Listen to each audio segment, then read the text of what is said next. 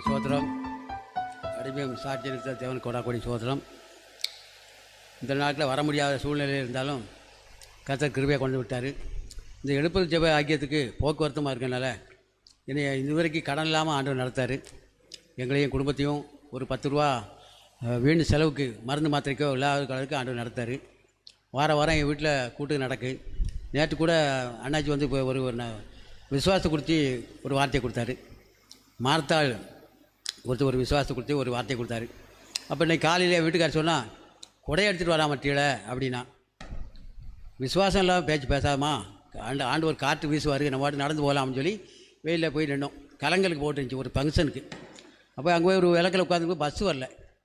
அப்போ அந்த ஊர் டீச்சர் ஒன்று ஒரு காரில் போச்சு. இங்கன்னே பார்த்த உடனே கொஞ்சம் தூரம் போயிட்டு திரும்பி வந்து எங்கே ஒரு ஏனிச்சு கலங்களுக்கு போகிறோம்னு. சரி வாங்க உங்களுக்கு கொண்டு விட்டுருந்தேன் அப்படின்னுச்சு.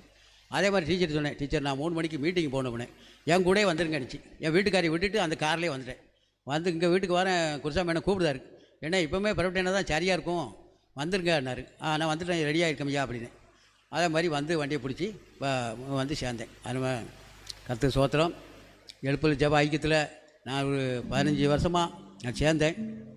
அந்த சேர்ந்த நாள்லேருந்து இது வரைக்கும் ஆண்டவர் எங்களை கிருபையாக நாங்கள் மூணாருக்கு கடந்த நாட்களில் ஓட்டு போட போனோம். போக்குவரத்து கிருபையாக நடத்தினார். ஏற்றெடுத்து கொண்டு வந்து சேர்த்தார். எப்படியாவது ஒவ்வொரு கூடுகளுக்கும் வந்து சேர்ந்துருமிட்டு வந்தேன். இன்றைக்கி இந்த வார்த்தையை சொன்ன மாதிரி நீ ஆயத்தப்படு, உன்னோட கூட ஒரு கூட்டத்தை ஆயத்தப்படுத்துன்னு சொன்ன வார்த்தையின்படி நான் மூணாரில் எங்கள் சர்ச்சில் உள்ள விசுவாசி ஊழியக்கார்ட்டை சொல்லிட்டு வந்தேன். ஐயா, எத்தனையோ வருஷம் உங்களுக்கு நான் அந்த புக்கு வாங்கி கொடுக்கேன், நீங்கள் அந்த புக்குக்கு ஒரு பைசாவும் அனுப்ப மாட்டேங்க. அதுக்கு எவ்வளோ பிரயாசப்பட்டு அவங்க செய்தாக, நீங்கள் கொஞ்சம் கூட ஒரு அக்கறை இல்லாமல் இருக்கீங்களே, எங்கெல்லாம் பணம் அனுப்புறீங்க எல்லாம் செய்திய, அதனால் கண்டிப்பாக அந்த கூட்டத்துக்காக வாங்க, ஒரு 3 நாள் கூட்டத்துக்கு அப்படின்னு சொன்னேன். அப்போ அவங்க சொன்னாங்க, வேலை போகும் ஐயானார். வேலைக்கு ரெட்டிப்பான சம்பளத்தை ஆண்டவர் கொடுப்பாரு, ஒரு தடவை வந்து பாருங்களேன்.